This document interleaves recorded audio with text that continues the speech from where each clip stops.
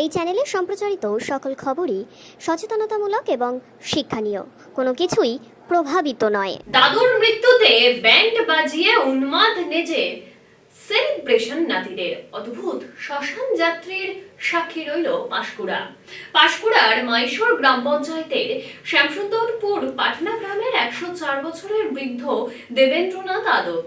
গতকাল রাতে তার মৃত্যু হয়েছে।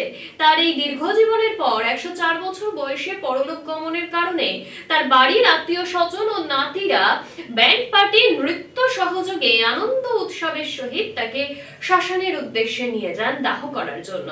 এমন নজিরবিহীন ঘটনায় হতবাক সকলেই। পাঁশকুড়ার বুকে এই প্রথম নজিরবিহীন ঘটনা।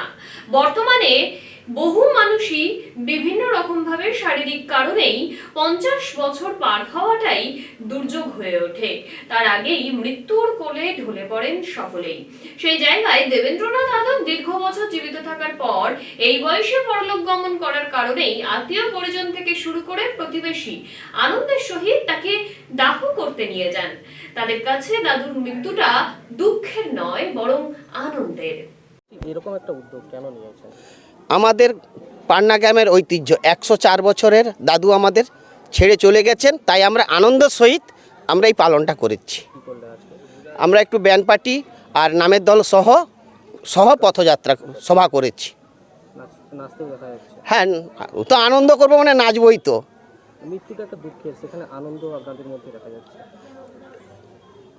এখানে 104 বছর হয়ে গেছে, এটা দুঃখ নয়, এটা আমরা আনন্দ করার জন্য এই উৎসবটা পালন করতে চাচ্ছি। আমরা সব নাতিরা, এটা আমাদের কাছে স্টার পাওনা যে এত বছর দাদুকে। আমার নাম যাদব উত্থাসিনী। কি বলবেন, আপনার বাবা তো চলে গেল, সেখানে তার মৃত্যুটাকে আনন্দের সঙ্গে পালন করছে, কি বলবেন? সবাই মিলে আনন্দ করতে চাচ্ছে, আনন্দ করছে, আর কি করবো। আমাদের দুঃখের সহিত তাদের আনন্দ, আর তাদের আনন্দে আমাদেরও আনন্দ। মানে কেন এরকম উদ্যোগটা কেন নিলেন আপনারা? এখন আনন্দটা নিলাম, সবাই মিলে আনন্দ করতে চাচ্ছে যে 104 বছর বয়স, আনন্দ করবে বলছে, আনন্দ হোক। তাহলে কি আছে, কি হচ্ছে আজকে আনন্দ হইতে হচ্ছে, দুঃখের সহিত আনন্দ হচ্ছে।